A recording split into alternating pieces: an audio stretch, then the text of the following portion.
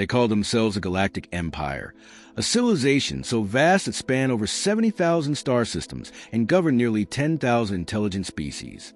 Their strength wasn't just in numbers, it was in legacy. For millennia, they had absorbed, subdued, or annihilated every species that dared resist their dominion. Technology, culture, biology, all were analyzed, categorized, and filed neatly into their galactic taxonomy. And then they found Earth.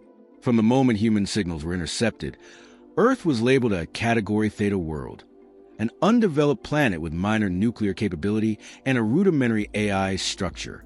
In the Empire's language, that meant irrelevant. Earth was to be processed, not studied. A preliminary survey fleet, small and composed of mid-tier bureaucrats and analysts, was dispatched. Leading them was Commander Zelayar of the Zaltraxian Dominion, a veteran of the core expansion wars and a firm believer in the superiority of genetically optimized species. Zelayar viewed the assignment as a waste of time. His mind was already drafting the report before his ship entered Earth's orbit. Upon arrival, the Earth authorities, unaware of galactic protocols but curious, arranged a meeting. The humans offered no resistance, no paranoia, no hostility, just calm cooperation. The Empire landed an envoy in a secure facility in Geneva. There, in a steel and glass chamber under bright white lights, stood the human representative, Elena Miles. Mid-30s, unarmed, composed. Her voice was smooth, her demeanor disarmingly polite. Zelayar sized her up quickly. Too soft-spoken. No display of force. Weak jawline. Non-threatening posture. He noted her down as docile in his mental log. She greeted them warmly and said, "We're eager to learn." The conversation was one-sided. Zelayar explained the galactic hierarchy, the process of assimilation, the benefits of empire protection. He recited his practiced speech with mechanical precision. Elena listened without interruption. Occasionally, she asked questions, not the kind Zelayar expected. How are regional disputes managed between species of different biology? What methods are employed in AI oversight at the fleet level? How often are ships refitted with multi-frequency cloaking? Zelayar found her curiosity quaint. He answered with dismissive confidence. Let them know a little. It made assimilation easier. At the end of the discussion, Elena stood, bowed slightly, and said, "We look forward to learning everything we can." She smiled. Not mockingly, not submissively, just warmly. Zelayar returned to orbit satisfied. In his official report, he wrote, "Species exhibit signs of emerging logic structures but lacks aggressive capacity. Cooperative, low threat profile. Recommend passive surveillance and eventual integration." Earth was placed under a Class C observation net. No military intervention. No direct diplomatic channels beyond the initial visit. A standard watch-and-wait posture. Earth would be cataloged, mined for any useful tech, and added to the growing archive of insignificant conquests. Back on the Empire's core worlds, Earth barely registered. Another soft, backwater planet. Some senators joked about it in passing. A few minor species raised concerns, nervous about how quickly humans had accessed their own encrypted channels. But they were ignored. There had never been a true challenge to the Empire's might. Why would Earth be any different? But something wasn't quite right. In a high-security chamber beneath the Swiss Alps, Elena debriefed her superiors. Her real role was never diplomacy. She was an operative of the Obsidian Directive, an unlisted agency operating beyond the oversight of any single nation. Her mission had been observation, infiltration, extraction of process hierarchies, and psychological analysis. She had succeeded. She laid out schematics memorized from reflections in the alien's visor, detailed descriptions of energy patterns used in their cloaking fields, translations of internal command signals. Perhaps most importantly, she conveyed Zelayar's demeanor, his arrogance, his overconfidence, his blind spots. Earth's governments didn't respond with fear. They responded with unity. Global intelligence networks activated silent protocols. Satellites shifted to shadow band frequencies. AI began modeling projected trajectories of Imperial assets. Resources were diverted into black-budget research centers. Under the oceans, in hollowed mountains, in orbital shadows, humanity prepared. There was no declaration a war. No grand announcement. No dramatic mobilization. Just preparation. The Empire continued its business, blissfully unaware. Earth remained quiet. Too quiet. But they were used to submission. Their sensors detected no aggression. Their algorithms flagged nothing urgent. All appeared as expected. But that was the first mistake. Zelaar's fleet rotated out of Earth's system 6 months later. His assignment was done. The humans were compliant. Curious, yes, but unarmed and insignificant. He didn't give them a second thought as his ship jumped to the next sector. He couldn't hear the discussions in the sealed conference rooms across Earth. He couldn't detect the rapid adaptation of alien tech into human-compatible systems. And he certainly couldn't imagine what would be born in the darkness Earth had willingly embraced. The rest of the Empire moved on. Earth was just another name in the records. But those who had met the humans directly, the junior officers, the data analysts, even a few minor alien scholars, felt a quiet unease they couldn't explain. There had been something in the humans' eyes, something they hadn't seen in any other species. Not defiance, not aggression, just comprehension, as if the humans had walked into the room already knowing the outcome, as if they had understood exactly what the Empire was, and what it wasn't. The official stance remained unchanged. Earth was peaceful, weak, curious, perhaps, but harmless. In fact, many saw that as a potential strength, the kind of species that could be easily bent, easily molded, made to serve. They missed the warning signs, the silent extraction of data, the subtle use of language in Elena's questions, the way she had never argued or objected, only listened. And most of all, they misunderstood the smile. It wasn't submission. It was strategy. It was the first glimpse of a nightmare the Empire hadn't even begun to comprehend. The meeting with the Empire was over. Earth had been catalogued and dismissed. But within hours of Elena's return, global gears began to shift in silence. Her debrief, shared only with the highest echelons of Earth's defense and intelligence leadership, was met with focused silence. No outrage, no panic, just calculation. In that underground bunker, where borders ceased to matter and flags were irrelevant, the decision was made.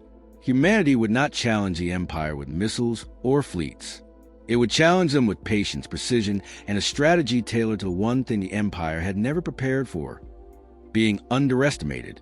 Operation GHOSDNERV was born in that room.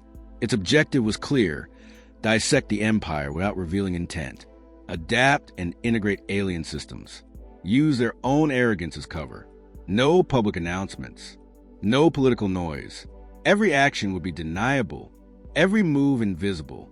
Scientists and engineers were recruited quietly, not the ones in the headlines, the ones working behind closed doors in quantum labs, deep-sea research stations, and cold vacuum orbital habitats. Alien materials collected during the contact were already under analysis. Hybridization protocols began immediately. Human creativity, long stifled by bureaucracy, now had unlimited fuel. The first breakthrough came just 8 weeks in, a functioning mimic of the Empire's short-range comm relay, crafted using civilian components. Then came a passive sensor array capable of intercepting localized hyperwave pulses. And most critical of all, a translation matrix for the Empire's command-level encryption, a language not just of words, but intentions layered in logic-based syntax. As the technology evolved, so did the mission. Earth began seeding its own networks with counterinterfaces. Not on Earth itself.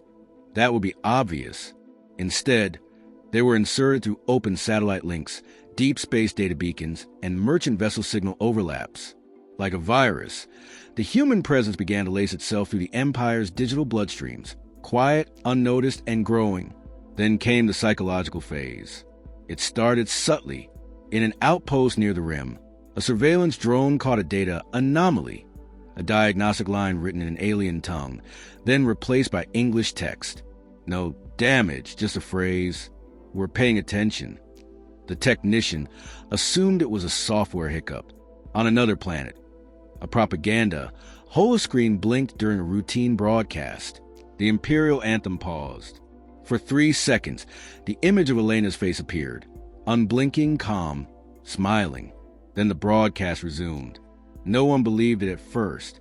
Then it happened again. And again, the Empire dismissed it publicly. Coincidence, interference, lower-rank sabotage. But behind closed doors, security protocols were reviewed. Interrogations were held. No culprits were found. Elena's image, her calm expression and ambiguous smile, became a whispered symbol in the Empire's underbelly. Some called her the Silent Eye. Others referred to her as the Watcher. Species once loyal to the Empire began asking questions.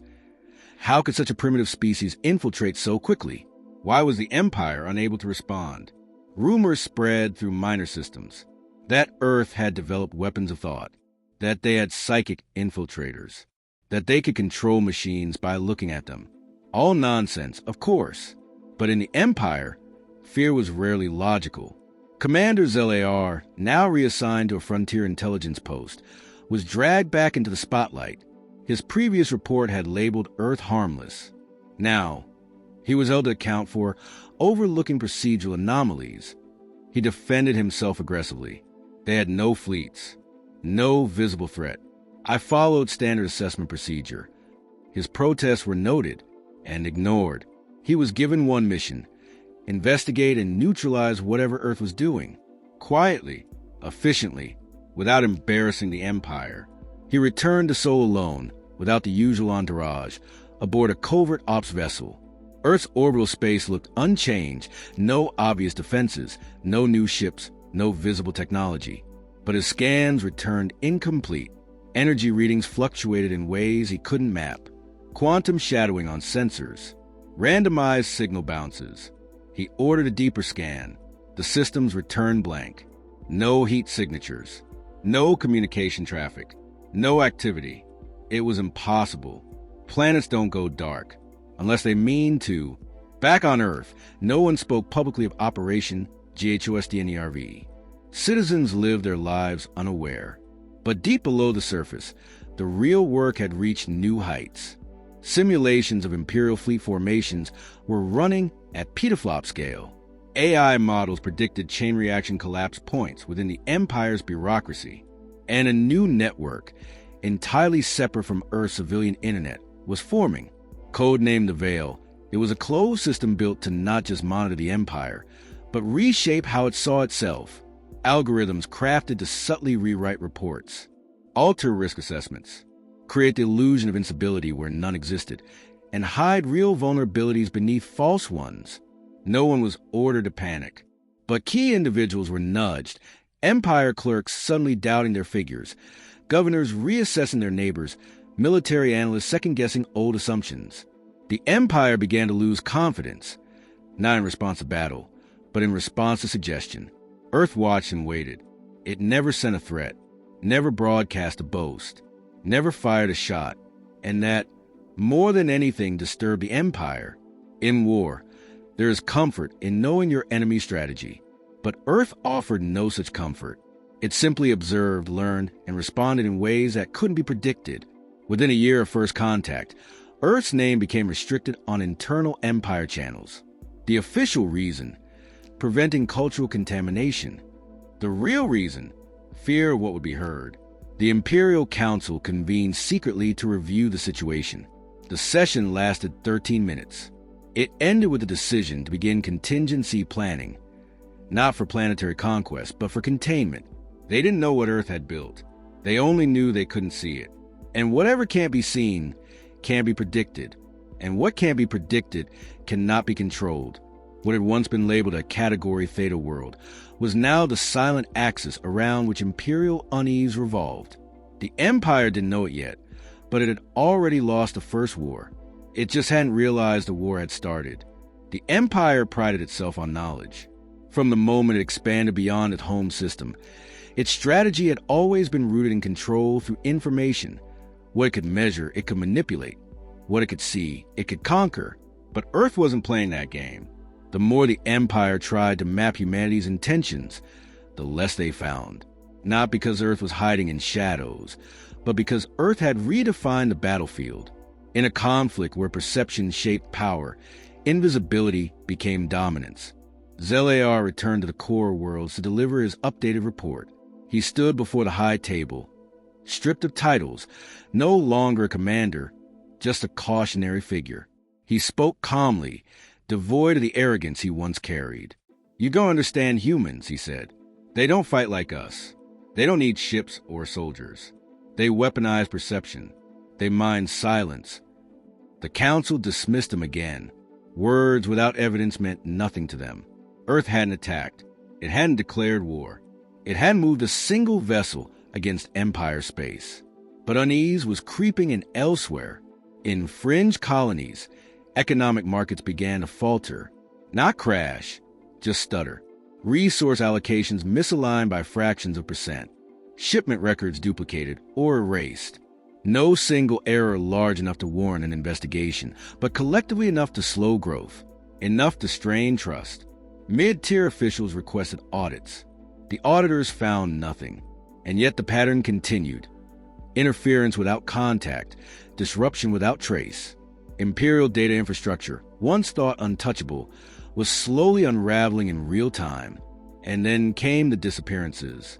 Not mass abductions, just individuals. Strategists, analysts, mathematicians, one by one, from a dozen different species, in a dozen separate sectors. Always those with deep insight into systems analysis or advanced probability theory. No blood, no ransom, just silence. The Empire's internal investigations yielded nothing. Each disappearance seemed natural, each explanation plausible. But a pattern emerged, a pattern too clean to be coincidence. When the list of missing minds reached 37, the Empire classified it as Phase Black. That classification had only ever been used twice in its history, once during the Machine Revolt and once during the annihilation of the Zelenar Enclave. Both times, the threat had been existential, and still, Earth said nothing. The human face, Elena's, began appearing more frequently now, not on screens, not in transmissions.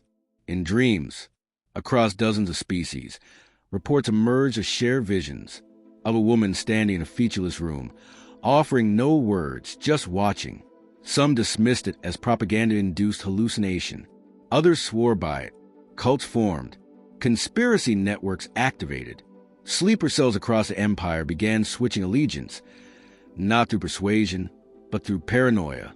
The humans weren't inspiring loyalty. They were inspiring doubt. Doubt in the system. Doubt in the Empire. Doubt in certainty itself. On Earth, nothing changed.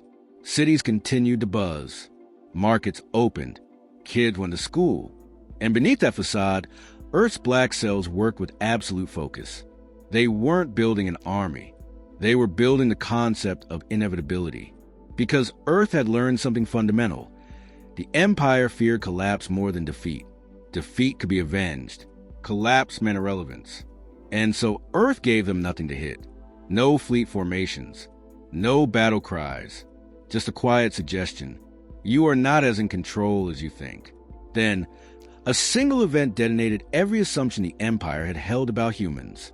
It happened in Sector Callus 4, a dense cluster of research worlds and high-value data nodes. A synthetic virus, of unknown origin, breached one of the core thought coding arrays used by the Empire's predictive AI. For 6 minutes, the Empire's simulations failed. Not glitched, ceased to function. During that window, every defense AI across the sector entered passive mode. All targeting arrays reset. All automated defense turrets shut down. No ships attacked. No damage was done. But in the central command system, a message appeared in every language known to the Empire. For words were already inside you.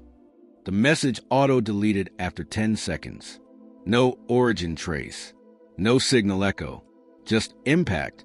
For the first time in Empire history, the Council issued a galaxy-wide alert without naming the adversary. They couldn't. Naming Earth would validate its threat. And validating Earth's threat would invite scrutiny. Questions. Fear. The Empire was now operating under a paradox. To address the threat would expose its own vulnerability. To ignore it would allow it to spread. They chose silence. But silence, in the face of an enemy that thrives on psychological leverage, is surrender in slow motion. Meanwhile, Earth wasn't celebrating. There were no parades, no chest-thumping speeches, just analysis, feedback loops, constant recalibration. Every action was designed not for glory, but for outcome. Earth's leadership had accepted a brutal truth. This wasn't about winning a war. It was about redefining the terms of power. In ancient human history, empires had collapsed not because of outside invasions, but because of internal rot accelerated by external pressure. Rome, Byzantium, the British Empire, all of them fell not to force, but to fractures. And Earth, with its millennia of recorded collapses, had become a student of entropy. The goal wasn't to destroy the empire. It was to convince the empire it was already dying. And so the signals continued, just often enough to sustain doubt, just sparse enough to avoid pattern detection. A missing algorithm here, a dream hallucination there, a thought, a whisper, a statistic that doesn't align. By now, the empire was spending more energy securing its internal systems than expanding its borders. Its attention had turned inward, its confidence was bleeding, and Earth had yet to lift a weapon. Because humanity understood what the empire did not. Brute force was primitive, but fear was infrastructure, and humanity was engineering it with surgical precision. The empire's veneer of invulnerability cracked open in ways no one could have predicted. There was no monumental battle, no sudden uprising, no flashing weapons of mass destruction. There was only silence, an eerie, growing quiet that spread across the empire's data networks, military outposts, and even the whispers of its own people. They hadn't known they were at war. Humanity had never declared one, but war had come nonetheless, fought not on the battlefield, but within the very framework of the empire's psyche. A month passed, and the first public sign of true unease came when a minor imperial governor, tasked with overseeing the border world of Jolvi, requested a full evacuation. No reason was given. The request was denied initially, as the empire's response was routine. No need for an evacuation. The planet was peaceful, the system was secure, but the governor's urgency couldn't be ignored. At midnight, an encrypted message was sent from Jolvi's primary communication relay. It wasn't long, just 2 words. They're watching, and then the transmission was gone. The Empire's security division traced the signal. It came from Jolvi, but there was nothing left to follow. The planet had gone dark, completely silent.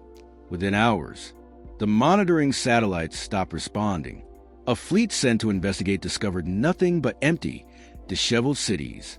No signs of violence, no wreckage, no bodies, just an entire population gone. The council moved quickly, if quietly, initiating a thorough investigation. They never made a public statement, but a few learned the truth. No one had been taken. No one had been harmed. The people of Jolvi hadn't fled. They'd simply vanished into thin air, dissolving into nothingness. They'd been given a simple choice: remain or leave it all behind and join the rebellion against the Empire. They chose to vanish, to embrace the true meaning of freedom. Then, the Empire received a message, a simple message, coded to penetrate every channel. It was short, direct, and unlike any other communication the Empire had received. Your time is running out. You're already losing. It was not from Earth. It wasn't even from a human, but it was unmistakably their work. That message reverberated to the Empire like a tectonic shift, setting off alarm bells across their entire infrastructure. By now, Earth's influence had infiltrated not just the military, but the very core of their system. The systemic rot that had started as small cracks in their inner workings became a flood. The Empire, once a tightly knit and unshakable body, found itself asking the same question over and over. How could this happen? It was too late to stop the decay. Humanity's strategy had been perfect. It had never been about brute force. It had never been about a single, all-encompassing strike. It had been a quiet infection, a slow drip of doubt and disintegration. The Empire had always believed it controlled knowledge. Now, it found itself held hostage by it. The very mechanics of the Empire, its technological marvels, its networks, its sheer size, were its downfall. The Empire's reliance on its own intricate, Decentralized systems left it vulnerable, and Earth, a species still regarded as primitive, had exploited that weakness like no other. The final decisive blow came when the Imperial capital, an isolated, sacred world known as Zurath, was struck by the unthinkable. It wasn't a bomb. It wasn't an attack by fleet. It was a thought, a simple transmission, one that would later be discovered as part of Earth's collective strategy. It carried only one sentence. "We know your secrets. They are ours now." The message broke through every known firewall, every encrypted network. It wasn't just a broadcast. It was an activation. Earth's networks, now fully integrated within Imperial communications, deliver a payload that forced a radical restructuring of the Empire's most crucial data systems. The deepest secrets, those once locked behind the highest layers of security, were exposed for all to see. Alien alliances, corruptions, betrayals, inaccuracies in Imperial planning, strategic blunders, all laid bare. It was a bombshell, not an explosion, a revelation. The Empire's own leaders, their highest-ranking officials, were left scrambling to contain the fallout. Too late. The damage was done. Trust shattered. The Empire's structure was fractured. The seeds of revolt had already been sown, not with violence, but with undeniable truth. And still, Earth had not fired a single shot. It wasn't a revolution. It wasn't an uprising. It was a realization that the Empire's control was an illusion, one crafted by layers upon layers of hidden truth, fear, and deception. In the final moments of the Empire's collapse, Elena Miles, who had quietly been orchestrating the unseen moves all along, released one final message to the galaxy. It wasn't a declaration of victory. It wasn't a war cry. It was simply, "The Empire is no more. We are the future." The silence that followed wasn't a victory song. It was a waiting moment. For a brief instant, the galaxy held its breath. Then, as the remnants of the Empire crumbled, new voices began to emerge, ones that spoke of cooperation, of rebuilding, of true freedom. Former Imperial citizens now saw themselves as citizens of something greater, something born from the ashes of the Empire, something they never thought they would see. Humanity hadn't just won a war. It had won something more profound. It had won the future. The Empire, for all its might and all its arrogance, had fallen not to force, but to the slow erosion of its own complacency. Humanity had become the architects of that change. The Empire's worst nightmare was not a weapon, not a fleet, not an army. It was a human mind, quiet and calculating, patient and subtle, one that knew that the most dangerous weapon in the universe wasn't a laser or a bomb. It was understanding. It was patience. It was the ability to change the rules without ever firing a shot.